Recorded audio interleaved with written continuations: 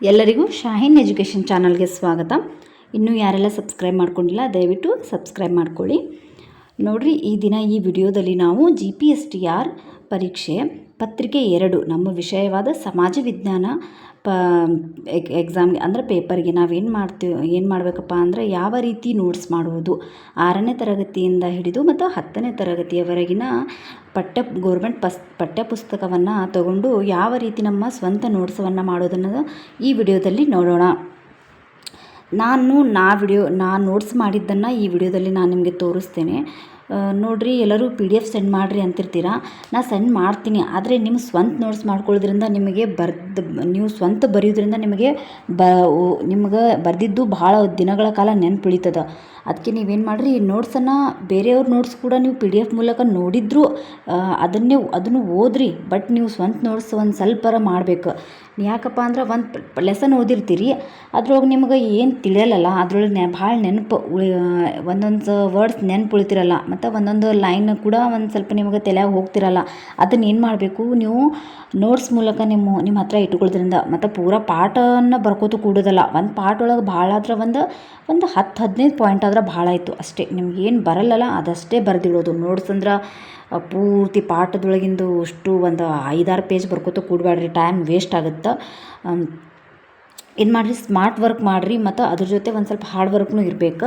ನೋಡಿರಿ, ನಾವು ನೋಟ್ಸ್ ಮಾಡಿದ್ದನ್ನು ಯಾವ ರೀತಿ ಮಾಡೀನಿ ಅಂತೇಳಿ ಒಂದು ಸ್ವಲ್ಪ ನಿಮಗೆ ತೋರಿಸ್ತೀನಿ, ಒಂದು PDF ಮೂಲಕ ತೋರಿಸ್ತೀನಿ. ನೀವು ಸ್ವಂತ ನೋಟ್ಸ್ ಮಾಡೋಕ್ಕನ್ನು ಟ್ರೈ ಮಾಡಿರಿ.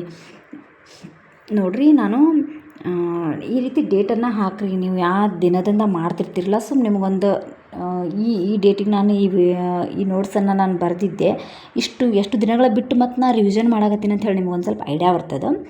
ನೋಡಿರಿ, ಸಮಾಜ ವಿಜ್ಞಾನ 6ನೇ ತರಗತಿ ಭಾಗ 1 ಈ ರೀತಿ ಫಸ್ಟ್ ಲೆಸನ್ ಇತಿಹಾಸದ ಪರಿಚಯ. ಅದ್ರೊಳಗೆ ನನಗೆ ಏನೇನು ಚಲೋ ಅನ್ನಿಸ್ತದ, ನನಗೆ ಯಾವ್ದು ಬರೆಯಂಗೆ ಅನ್ನಿಸ್ತದ, ಮತ್ತು ನನಗೆ ಏನು ನೆನಪು ಉಳಿತಿರಲ್ಲ ಅದನ್ನು ಒಂದು ಕಡೆ ಈ ರೀತಿ ಶಾರ್ಟ್ಕಟ್ನಾಗ ಬರ್ಕೋತ ಹೋಗಿದ್ದೀನಿ ನಾನು. ನೋಡಿರಿ, ಇದು ಇಂಪಾರ್ಟೆಂಟ್ ಅದ. ಕಾಳಿದಾಸನ ಶಾಕುಂತಲ ಕೃತಿಯನ್ನು ಸಂಸ್ಕೃತದಿಂದ ಇಂಗ್ಲೀಷ್ ಭಾಷೆಗೆ ಅನುವಾದಿಸಿದವರು ಯಾರು? Sir William Jones. ಇದು ನೋಡಿರಿ, ಹಿಂಗೆ ನೀನು ಬರೆಯುವಾಗ ಏನು ಮಾಡಿರಿ, ಈ ರೀತಿ ಅಂಡರ್ಲೈನರ ಮಾಡಿರಿ, ಇಲ್ಲಿಕಂದ್ರೆ ಈ ರೀತಿ ಬಾಕ್ಸರ ಮಾಡಿರಿ, ಅಂದ್ರೆ ಪಟ್ನೆ ಗೊತ್ತಾಗ್ಬಿಡ್ತದೆ ಇದು ಇಂಪಾರ್ಟೆಂಟ್ ಅದ. ಇಲ್ಲಿನ ಓದಬೇಕು. ಇಲ್ಲಿಕಂದ್ರೆ ಕೆಂಪೆನ್ನ ಮತ್ತು ಬ್ಲ್ಯಾಕ್ ಇಂಕ್, ಇಲ್ಲಿಕ ರೆಡ್ ಇಂಕನ್ನು ಯೂಸ್ ಮಾಡಿರಿ. ಅಂದ್ರೆ ಅಟ್ರಾಕ್ಟಿವ್ ಆಗಿರ್ಬೇಕು, ಅದು ಕಣ್ಣಿಗೆ ಒಮ್ಮಲ್ಗೆ ಕಾಣ್ಬೇಕು ನಿಮ್ಗೆ ಇನ್ನೊಮ್ಮೆ ಓದುವಾಗ, ರಿವಿಷನ್ ಮಾಡುವಾಗ. ನೋಡಿರಿ, ಇದೇ ರೀತಿ ಈ ಪಾಠದೊಳಗೆ ಬರುವಂಥದ್ದು ನನಗೆ ಇಷ್ಟೇ ಪಾಯಿಂಟ್ ಅನ್ನಿಸ್ತು, ನನಗೆ ಬರಲಾರ್ದು. ಅದಕ್ಕೆ ನಾನು ಇದಿಷ್ಟೇ ಪಾಯಿಂಟ್ಸನ್ನು ಈ ಲೆಸನಲ್ಲಿ ಬರೆದಿದ್ದೀನಿ. ನೆಕ್ಸ್ಟ್ ಡೇಟನ್ನು ಹಾಕಿದ್ದೀನಿ ನಾನು. ನಮ್ಮ ಕರ್ನಾಟಕ ಪಾಠದೊಳಗೆ ನನಗೆ ಯಾವುದು ಬರಲ್ಲ ಅನಿಸೋಕ್ಕಿಂತ ನನಗೆ ಯಾವ್ದು ಚಲೋ ಅನ್ನಿಸ್ತು ಪಾಯಿಂಟ್ಸ್ ನಾನು ಒಂದು ಕಡೆ ಒಂದು ಸ್ವಲ್ಪ ಶಾರ್ಟ್ನಾಗ ಬರ್ದೀನಿ. ನೋಡಿರಿ, ಈ ರೀತಿ ಬರ್ಕೋತಾ ಹೋಗೀನಿ. ಮತ್ತು ಆರಂಭಿಕ ಸಮಾಜ ಪಾಠದ ಮೇಲೆ ಇಷ್ಟೇ ಬರ್ದೀನಿ, ಭಾಳ ಏನು ಬರ್ದಿಲ್ಲ. ನೋಡಿರಿ, ನೋಟ್ಸ್ ಮಾಡಮ್ಮ ಅಂಥೇಳಿ ಎಲ್ಲರೂ ನೋಟ್ಸ್ ಅಂತ ಹೇಳಕತ್ತಾರ ಅಂಥೇಳಿ ಉದ್ದಕ್ಕೆ ಬರ್ಕೋತ ಕೂಡಬೇಡ್ರಿ, ಟೈಮ್ ವೇಸ್ಟ್ ಮಾಡಬೇಡ್ರಿ. ನಿಮ್ಗೆ ಏನು ಅಂದ್ರೆ ಮಹತ್ವದ ಪಾಯಿಂಟ್, ಇಂಪಾರ್ಟೆಂಟ್ ಪಾಯಿಂಟ್ ಎಷ್ಟಿರ್ತಾವಲ್ಲ ಅದನ್ನಷ್ಟೇ ಬರೋಕ್ಕೆ ಟ್ರೈ ಮಾಡಿರಿ. ನೋಡಿರಿ, ನಿಮ್ಮ ಸ್ವಂತ ನೋಟ್ಸನ್ನ ನೀವು ಮಾಡೋಕ್ಕೆ ಟ್ರೈ ಮಾಡಿರಿ. ಯಾಕಂದರೆ ಬೇರೆದವ್ರು ತೊಗೊಂಡು ಓದಿದ್ರಿಂದ ನಿಮ್ಗೆ ಓದ್ತೀರಿ, ನೆನಪು ಉಳಿತದ, ಅಂದ್ರೆ ಬಹಳ ದಿನಗಳ ಕಾಲ ನೆನಪು ಉಳಿಯಂಗಿಲ್ಲ. ಎಕ್ಸಾಮ್ ಒಳಗೆ ನೀವು ಬರೆದಿದ್ರಪ್ಪ ಅಂದ್ರೆ ನೀವು ಕ್ವಶನ್ ಬಂದಮೇಲೆ ಗೊತ್ತಾಗ್ತದೆ, ಆ ದಿನ ಈ ಬುಕ್ ಒಳಗೆ ಈ ನೋಟ್ಸನ್ನು ನಾನು ಬರೆದಿದ್ದೆ ಅಂತೇಳಿ ನಿಮ್ಗೆ ನೆನಪು ಬರಬಹುದು. ಅದಕ್ಕೆ ಈ ರೀತಿ ಸ್ವಂತ ನೋಟ್ಸ್ ಮಾಡೋದನ್ನು ನೀವು ಕಲೀರಿ. ಎಲ್ಲರೂ ಮತ್ತು PDF ಹಾಕ್ರಿ ಅಂತ ಅನ್ಬೇಡ್ರಿ. PDF ನಾನು ಸೆಂಡ್ ಮಾಡ್ತೀನಿ, ಬೇರೆಯವರು ನಿಮಗೆ ಸೆಂಡ್ ಮಾಡ್ತಾರೆ. ಅದನ್ನ ತೊಗೊಂಡು ಏನು ಮಾಡ್ತೀರಿ, ನಿಮ್ಮ ಸ್ವಂತ PDFನ್ನು ನೀವು ರೆಡಿ ಮಾಡಿರಿ. ಈ ರೀತಿ ನಾನು ಜಸ್ಟ್ ತೋರಿಸ್ಕೊತಾ ಹೋಗ್ತೀನಿ, ಎಕ್ಸ್ಪ್ಲೇನ್ ಮಾಡೋಂಗಿಲ್ಲ, ಜಸ್ಟ್ ನೋಡ್ಕೊತಾ ಹೋಗ್ರಿ. ಇಂಪಾರ್ಟೆಂಟ್ ಇತ್ತಂದ್ರೆ ಈ ರೀತಿ ಏನು ಮಾಡಿರಿ, ಇಂಪಾರ್ಟೆಂಟ್ ಅಂತ ಬರ್ಕೋತಾ ಹೋಗ್ರಿ. ಈ ರೀತಿ ಇಂಪಾರ್ಟೆಂಟ್ ಅಂತ ಬರೀದ್ರಿಂದ ನಿಮ್ಗೆ ಇನ್ನೊಮ್ಮೆ ಓದುವಾಗ ರಿವಿಷನ್ ಮಾಡುವಾಗ ಇದು ಇಂಪಾರ್ಟೆಂಟ್ ಅದಂತ ಹೇಳಿ ನಿಮ್ಗೆ ಗೊತ್ತಾಗ್ತದೆ. ಈಜಿಪ್ತಿನ ನೈಲ್ ನದಿಯ ವರಪ್ರಸಾರ ಎಂದು ಕರೆಯುತ್ತಾರೆ. ಈ ರೀತಿ ನೋಟ್ಸನ್ನು ಈ ರೀತಿ ಬರ್ಕೋತಾ ಹೋಗ್ರಿ ಒಂದು ಕಡೆ ಬುಕ್ ಒಳಗೆ. ಜಸ್ಟ್ ನಾನು ತೋರಿಸ್ಕೊತಾ ಹೋಗ್ತಿರ್ತೀನಿ, ಜಸ್ಟ್ ನೋಡಿರಿ ಯಾವ ರೀತಿ ನಾನು ನೋಟ್ಸ್ ಮಾಡೀನಿ. ಮತ್ತು ಇದೇ ರೀತಿ ನೀವು ಇದೇ ರೀತಿ ಮಾಡಿರಿ ಅಂತ ಹೇಳೋಂಗಿಲ್ಲ ನಾನು. ನಿಮ್ಗೆ ಯಾವ ಓದುವ ರೀತಿ ಬೇರೆ ಬೇರೆ ಇರ್ತದೆ ಎಲ್ಲರದ್ದು, ಮತ್ತು ಬರೆಯುವ ರೀತಿ ಬೇರೆ ಬೇರೆ ಇರ್ತದೆ, ನೋಟ್ಸ್ ಮಾಡೋ ರೀತಿ ಬೇರೆ ಬೇರೆ ಇರ್ತದೆ, ಎಲ್ಲರದ್ದು ಬೇರೆ ಬೇರೆ ಸ್ಟೈಲೇನೇ ಇರುತ್ತೆ. ಅದಕ್ಕೆ ನಿಮ್ಗೆ ಯಾವ್ದು ಚಲೋ ಅನಿಸ್ತದೆ ಅದೇ ರೀತಿ ನಿಮ್ಗೆ ಅನುಕೂಲ ಆಗುವಂಗೆ ನೀವು ಮಾಡ್ಕೊರಿ. ನೋಡಿರಿ, ಜಸ್ಟ್ ನಾನು ಈ ರೀತಿ ನೋಟ್ಸನ್ನು ನಿಮಗೆ ತೋರಿಸ್ತಾ ಹೋಗ್ತಾ ಇದ್ದೇನೆ. ವಿಡಿಯೋನ ಪಾಸ್ ಮಾಡಿ ನೋಡ್ಬೋದು. ನಿಮ್ಗೆ ಇದರಲ್ಲಿ ನಾವು ತೋರಿಸ್ತದನ್ನೆಲ್ಲ ನೋಡ್ಸೋದ್ರಲ್ಲಿ ನಿಮ್ಗೆ ಎಷ್ಟೆಲ್ಲ ಓದಿದ್ದೀರಿ, ನಿಮಗಿದು ಗೊತ್ತೋ ಇಲ್ಲೋ ಅನ್ನೋದನ್ನು ಒಂದು ಸಲ ಓದ್ಕೋತ ಹೋಗ್ರಿ ಅಂದ್ರೆ ಗೊತ್ತಾಗ್ತದೆ. ನಾನಿನ್ನು ಇದನ್ನು ಓದೀನಿ ನಂಗೆ ನೆನಪಿದೆ ಅಂತ ಅನ್ನಿಸ್ತದೋ ಏನೋ ಒಂದು ಸಲ ನೋಡಿರಿ. ಈ ಹರಪ್ಪ ನಾಗರಿಕತೆ ಮೇಲೆ ಇಷ್ಟು ಪಾಯಿಂಟ್ಸ್ ಮಾಡಿದ್ದೀನಿ ನೋಡಿರಿ. ವೇದ ಕಾಲದ ಸಂಸ್ಕೃತಿ. ಯಾಕ್ರಿ ಮೇಡಮ್ ಯಾಕ್ರಿ ಇದು ಈ ಎಲ್ಲ ಪಾಠದನ್ನ ಸ್ವಲ್ಪ ನೋಟ್ಸ್ ಮಾಡಿರಂತ ಎಲ್ಲ ಅವಾಗ ಕೇಳಬಹುದು. ಯಾಕಂದ್ರೆ ಪೂರ್ತಿ ಪಾಠ ಓದಿರ್ತೀವಿ, ಅದ್ರೊಳಗೆ ಆ ಪಾಠ ಓದಿವಂತೇಳಿ ನೆನಪಿನ ಸಲುವಾಗಿನೂ ಆ ಪಾಠದ ಹೆಡ್ಲೈನ್ ಹಾಕಿ 2 ಲೈನನ್ನು ಬರಿಬೋದು. ಆ ಪಾಠದಲ್ಲಿ ನೋಟ್ಸ್ ನಮಗೆ ಜರೂರತ್ ಇರಂಗಿಲ್ಲ, ಮಾಡ್ಬೇಕಂತಿರಂಗಿಲ್ಲ ಅಲ್ಲಿ.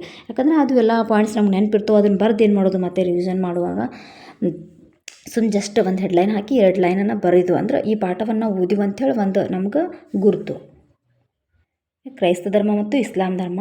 ಹೊಸ ಧರ್ಮಗಳ ಉದಯ. ಜೈನ ಧರ್ಮ. ಉತ್ತರ ಭಾರತದ ಪ್ರಮುಖ ರಾಜ ಮನೆತನಗಳು. ನೋಡ್ರಿ, ಈಗ ಸಮಾಜ ವಿಜ್ಞಾನ 10ನೇ ತರಗತಿ ಭಾಗ 2. ನಾನೆಲ್ಲ ಒಂದೇ ಕಡೆ ಮಾಡ್ಕೋತಾ ಹೋಗಿಲ್ಲ. 6ನೇ ತರಗತಿದು ಒಂದು ಕಡೆ, 7ನೇ ತರಗತಿದು ಒಂದು ಕಡೆ. ಅದು ಮಾಡಿದ್ದು ಎಲ್ಲೋ ಕಳೆದು ಹೋಗಿದೆ. ಈಗ ಜಸ್ಟ್ ಇರೋದು ಇದಿಷ್ಟೇ ನೋಟ್ಸ್ ನನ್ನ ಹತ್ರ ಇದೆ. ಅದಕ್ಕೆ ನಿಮಗೆ ಈ ರೀತಿ ಎಕ್ಸಾಂಪಲ್ ತೋರಿಸ್ತಾ ಇದ್ದೀನಿ. ಈ ರೀತಿ ನೀವು ಮಾಡಿರಿ ಅಂತ ಹೇಳಾಕತ್ತೀನಿ ಅಷ್ಟೇ ನಾನು. ನೋಡಿರಿ, ಭಾಗ 2 10ನೇ ತರಗತಿ ಮೇಲೆ ಈ ರೀತಿ ಮಾಡ್ಕೊತ ಹೋಗಿ. ಇದು ನೋಟ್ಸ್ ಮಾಡಿರ್ತಿಲ್ಲ, ಇದನ್ನೇ ಒಂದು 10 ಸಲ ರಿವಿಷನ್ ಮಾಡೋಕ್ಕೆ ಟ್ರೈ ಮಾಡಿರಿ ನೀವು. ಯಾಕಂದರೆ ಇನ್ನೂ ಟೈಮ್ ಇದೆ ನಿಮಗೆ, ಇನ್ನೂ ನೋಟಿಫಿಕೇಷನ್ ಸಹ ಆಗಿಲ್ಲ. ಟ್ರೈ ಮಾಡಿರಿ. ಯಾವ್ದು ಇಂಪಾರ್ಟೆಂಟ್ ಇರುತ್ತಲ್ಲ ಅದ್ರ ಕೆಳಗೆ ಅಂಡರ್ಲೈನ್ ಮಾಡ್ಕೊತಾ ಹೋಗ್ರಿ. ಮತ್ತು ಯಾವುದೇ ಹಳೆ ಪ್ರಶ್ನೆ ಪತ್ರಿಕೆಯಲ್ಲಿ ಕೇಳಿದ್ರಪ್ಪ ಅಂದ್ರೆ ಅದನ್ನು ಒಂದು ಕಡೆ ಬರ್ಕೋತಾ ಹೋಗ್ಬಿಡ್ರಿ. ಈ ಪ್ರಶ್ನೆಯನ್ನು, ಈ ವಾಕ್ಯವನ್ನು ಈ ಎಕ್ಸಾಮಲ್ಲಿ ಕೇಳಿದರು, ಎಷ್ಟನೇ ವರ್ಷದಲ್ಲಿ ಕೇಳಿದ್ರು ಅನ್ನೋದನ್ನು ಒಂದು ಕಡೆ ಬರೆದು ಬಿಡ್ರಿ. ಅಲ್ಲಿ ಅಂದ್ರೆ ಗೊತ್ತಾಗುತ್ತೆ. ಇದು ಮತ್ತೆ ರಿಪೀಟ್ ಆಗುವಂಥ ಚಾನ್ಸಸ್ ಇರ್ತದೆ. ನೋಡಿರಿ, ಕಣ್ಣೀರಿನ ನದಿಗಳು. ಇದು ವಂದಿಸಿ ಬರೆಯಲ್ಲಿ ಕೇಳಬಹುದು. ಅದಕ್ಕೆ ಏನು ಮಾಡಿರಿ, ಈ ರೀತಿ ಬರ್ಕೊಂಡು ಒಂದು ಸಲ ನೋಡ್ಕೋರಿ.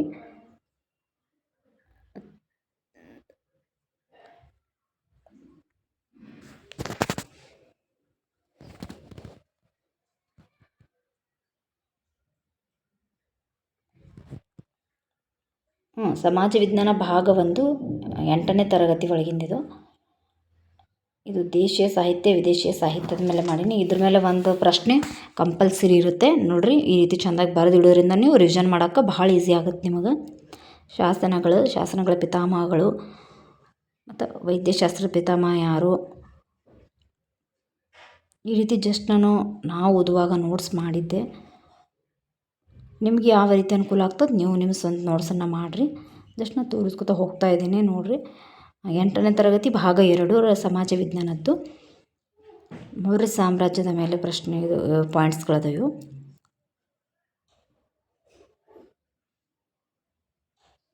ಇಲ್ಲಿ ಲೆಸನ್ ಹೆಸರನ್ನು ನಾನು ಮೆನ್ಷನ್ ಮಾಡಿಲ್ಲ, ಜಸ್ಟ್ ಎಲ್ಲನೂ ಒಂದು ಕಡೆ ಬರ್ಕೋತಾ ಹೋಗೀನಿ. ಈ 9ನೇ ತರಗತಿ ಭಾಗ 2ರಲ್ಲಿನ ಸಮಾಜ ವಿಜ್ಞಾನದ್ದು.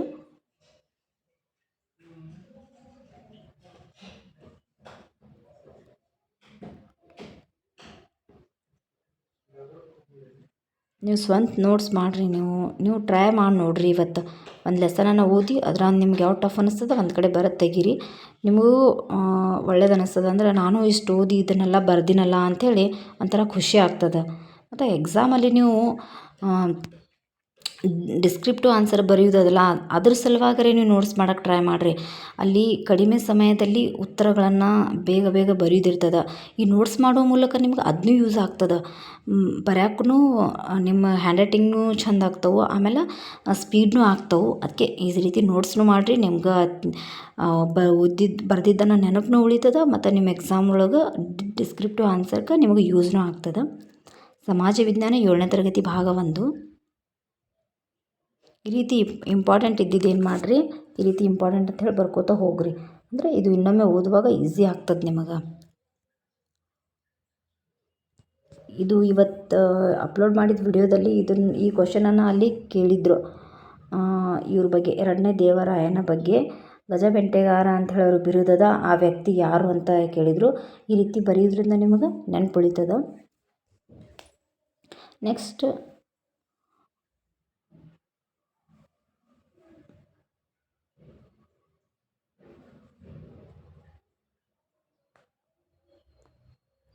ಖಂಡಗಳ ಮೇಲೆ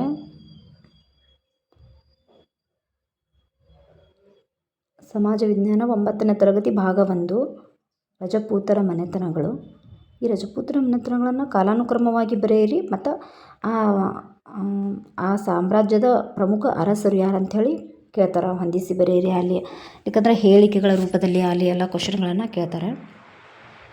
ಸಮಾಜ ಸುಧಾರಕರು ನೋಡ್ರಿ, ಈ 4 ಸಿದ್ಧಾಂತಗಳು ಬಹಳ ಇಂಪಾರ್ಟೆಂಟ್ ಅದ. ನೀವೇನು ಮಾಡಿರಿ, 4 ಸಿದ್ಧಾಂತಗಳನ್ನು ಯಾರು ಪ್ರತಿಪಾದಿಸ್ಯಾರ ಮತ್ತು ಯಾವ ಸಿದ್ಧಾಂತಗಳನ್ನು ಅದನ್ನು ಒಂದು ಕಡೆ ಬರೆದಿಟ್ಬಿಡ್ರಿ. ಅದನ್ನು ನೆನ್ಪಿಡ್ಬೇಕು ನೀವು.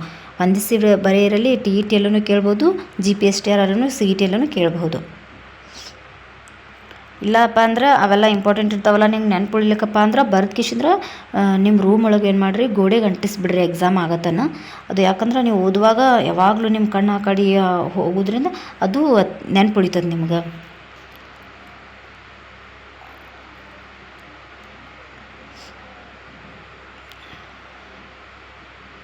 ಈ ರೀತಿ ನಾ ನೋಟ್ಸನ್ನು ಮಾಡಿದ್ದೆ.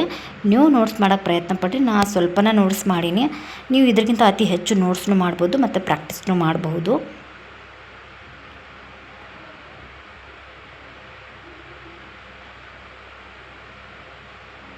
ಕೋಡ್ ಮೂಲಕನೂ ಈ ಕರ್ನಾಟಕ ಯುದ್ಧಗಳನ್ನು ಒಪ್ಪಂದಗಳನ್ನು ನೆನ್ಪಿಡ್ಬೋದು. ಇವು ಯಾವ ಒಪ್ಪಂದಗಳ ಮೂಲಕ ಯುದ್ಧಗಳು ಕೊನೆಗೊಂಡು ಅಂಥೇಳಿ ಬೇಕಾದರೆ ಆ ಕೋಡನ್ನು ಬರ್ಕೊಂಡು ನೆನ್ಪಿಟ್ಕೊಳ್ರಿ ನೀವು. ಎಲ್ಲರೂ PDF ತೊಗೋರಿ, ಓದ್ರಿ. ಆದ್ರೆ ನೀವು ಸ್ವಂತ ಓದಿ ಮತ್ತು ನೀವು ನೋಟ್ಸ್ ಮಾಡೋದನ್ನು ಮರಿಬೇಡ್ರಿ. PDF ತೊಗೊಂಡು ಓದೋಕ್ಕೆ ಬ್ಯಾಡ ಅಂತ ಅನ್ನಂಗಿಲ್ಲ, ಓದ್ರಿ. PDF ತೊಗೊಂಡು ಓದ್ರಿ. ನೆಕ್ಸ್ಟ್ ನೀವು ಸ್ವಂತ ನೋಟ್ಸ್ ಮಾಡಿದ್ರೆ ನಿಮಗೆ ಯೂಸ್ ಅಂತ ಹೇಳೋದು ಅಷ್ಟೇ.